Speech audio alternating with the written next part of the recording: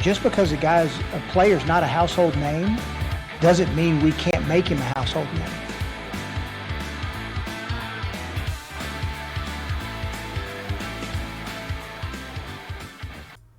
Hello, I'm Lawrence Owen, and this is Sportscaster News. So, a certain running back, Kenyon Drake, just got done saying something absolutely unbelievable about his head coach and offensive play caller.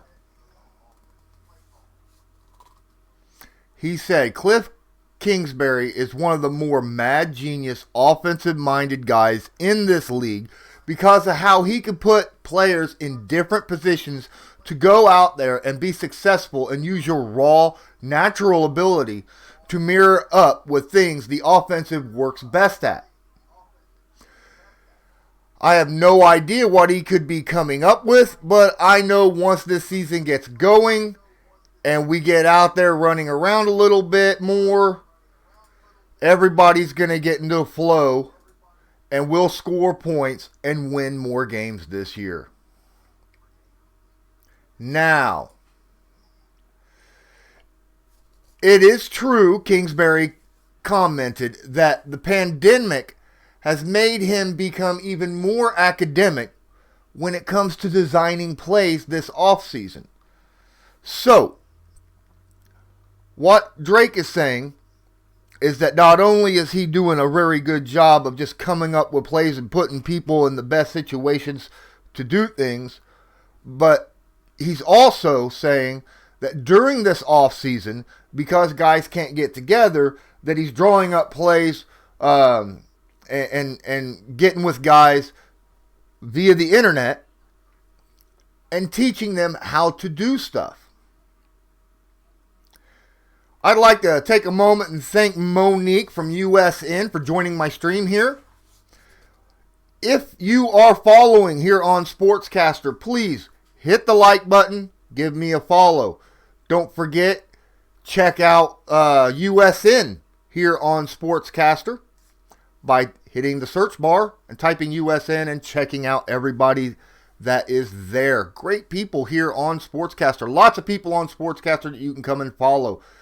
And if you're watching on YouTube, don't forget to hit the like and subscribe. And don't forget, check out the description below. Now, is Cliff Kingsbury a top 5 offensive-minded player in the NFL? Or coach in the NFL? That's an actually interesting question because the top 2 obviously is knocked right off the bat. There is no question in the world that your top 2 is by far Sean Payton and Andy Reid. I mean, those are the unquestionable offensive-minded coaches in the NFL. So really what we're talking about is who's sitting at number 3, number 4, and number 5. Is Cliff Kingsbury in that position? To be honest with you, I can't put him there yet. I haven't seen enough of him. We're going to find out, though, because, I mean, he's got more weapons offensively. This is the second year in a row that he's going to have these guys together. With that quarterback at Kyler Murray. One of the best offensive wide receivers in the NFL. So we'll be able to see a little bit more about Kingsbury later on. But there are other offensive-minded coaches that already have established themselves in the NFL. People that come to mind. Right off the top of my head, obviously, Josh McDaniels. He's already gotten a head coaching job for being an offensive-minded coach. Greg Roman in Baltimore. Obviously, Frank Reich with the Indianapolis Colts. Let's see, who else we have? Well, to be fair, I'm not seeing him on the... Oh, there he is. Doug Peterson for Philadelphia was listed for a while as well. So you can't really take him out of that. And, of course, Kyle Shanahan. Now, I'm going to take Kyle Shanahan out of the top 5 for a specific reason. In my top 5, Kyle Shanahan's not there only because When it came to the Super Bowl, he was unable to make his offensive team click in a way that Kansas City wasn't able to stop when it needed to. Excuse me. They can run the football very, very well. But when a team is able to get down and stop the run, they have to be able to pass that football effectively, very effectively, to continue to get first downs. That was unable to be accomplished late in the game. And quite frankly, I think Shanahan has to be able to put his quarterback in a position that he can make the throws that is needed. Can he draw up the plays? Absolutely. But he's got to be able to draw up the plays that are within the confines of the players on his team. Okay, that's my thoughts on that. There's been a few times where there were throws by the quarterback that he just wasn't able to make those throws. They were a little difficult for him. And it's easy to dump off to a guy running a rub route or a drag route who's wide open. You just dump it off to him and they can take off with the football. That's great. But you got to be able to get the ball downfield occasionally as well. And put your quarterback in a situation where he can make those throws. Whether he's known for making those throws or not, he's got to be able to make those throws. So I'm kind of taking Shanahan just out of my top 5 for that list. Someone I think deserves to be in the top 5, easily, Greg Roman. Why?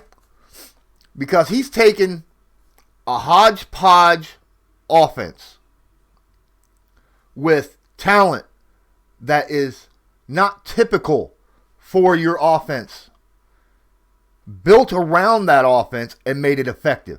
And not only made it effective, but drew up plays that absolutely extended the talent of those players. I mean, they played the number 1 defense in the NFL and ran the ball on them 40-some times. That's one thing. But when you get over 120 yards before contact against the number 1 defense in the NFL, that's saying he's drawing up some pretty interesting plays. Not only that, but when teams actually go out there to stop the run against this offense, he's able to draw up passing plays wherein which their quarterback is able to excel, right? Where he's able to sit back and hit the open receivers, get guys who are open, whether or not they're covered or not, he's able to draw up the plays to get them open. Because, I'm sorry, Lamar Jackson's not the most accurate quarterback in the NFL. He is a great, great talent. And he's actually a really good quarterback. He can throw the football. He proved it last year. But you need your receivers to have a couple steps on him just in case he throws, behind the guy a little bit, on his back shoulder, even though he's running a crossing route. You don't want a back shoulder throw on a crossing route. And Jackson's kind of known for doing that from time to time. Will he get better? Sure. But Roman is great at designing plays to where Jackson is able to hit his receivers open. Now,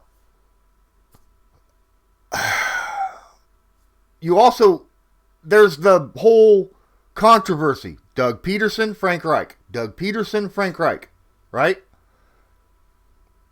A lot of people want to say Doug Peterson got the Eagles to the Super Bowl. Then Frank Reich leaves, goes to the Colts, and then you see the offense for the Eagles kind of take a step back or two. And the Indianapolis Colts offense take a step up. Actually, it took a couple steps up. Now, last year, obviously, Frank Reich and the Indianapolis Colts, they suffered tremendous setbacks due to losses. Starting off right off the bat, Frank Reich had to deal with the fact that he was starting the season with his number 2 quarterback. There's no way in the world he was thinking, okay, I want to have this whole season playing with Jacoby Brissett. He thought he had Andrew Luck. So he had his playbook designed for Andrew Luck. And then, even with that, even with using that playbook, and then drawing up plays for Jacoby Brissett, here and there, on the spot, he got the Colts to 5-2. And then injuries. Top 3 wide receivers on the Colts got injured for most of the season, if not all the season. Jacoby Brissett gets hurt. Marlon Mack starts getting hurt occasionally. You know, he missed a couple games during that stretch of the losses stretch. So, you know, he had a major setback in that situation. In a situation, put in a very bad spot. This year will be interesting to see how Frank Reich... I'm going to put Peterson and Reich right there in the 4 and 5 spot, neck and neck, tied for 4th. Peterson still has Carson Wentz, who obviously has had injury issues, but last year he did pretty well. Now there's arguments. There's arguments for other coaches as well. Mike McCarthy, you know, sitting at that, he's got maybe the best offense in the NFL right now. If he does not take that offense to the next level so that they can consistently win games against playoff teams and get them to the playoffs, that's going to show a decline in Mike McCarthy's coaching ability. Now, he was, obviously everybody knows, was with Green Bay. He was taken over by LaFleur. So let's see what happens there. I hope that McCarthy is able to get Dallas to that next level because, quite frankly, with the talent that the Dallas Cowboys have, they should be, you know, consistently winning their division and in the playoffs and winning games in the playoffs year after year after year. And if they're not able to do it with Mike McCarthy, that means that there is a situation going on player-wise and locker room-wise.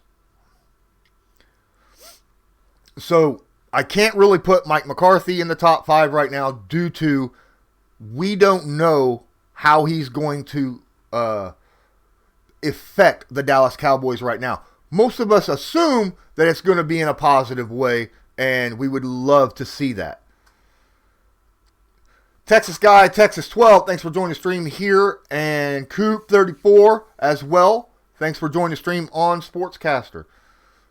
Don't forget, again, if you cannot hit the like button and follow me on Sportscaster or get in over here on the live chat, that means you don't have a profile. Spend 30 seconds real quick, make a profile on Sportscaster. That way you can follow your favorite broadcaster.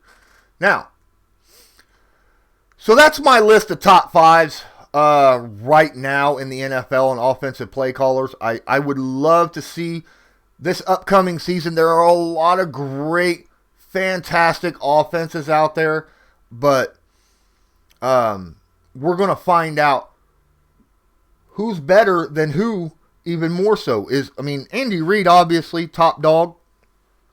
Sean Payton right there, right behind him. You know, that they're the best of their conferences, AFC, NFC. Sean Payton does so much stuff with his offense. So much stuff with his offense. And he's able to flip it. You know, it's like he's got 2 separate playbooks, right? One for a great pocket passer, and then one for just crazy, strange plays. And then Andy Reid, who's able to take what he has on the field and exploit that talent against a defense, whatever defense that they're playing against him. So that's my take.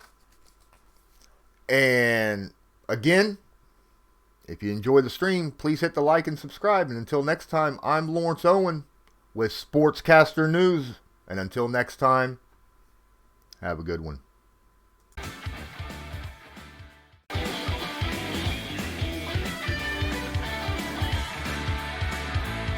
Just because a player's not a household name doesn't mean we can't make him a household name.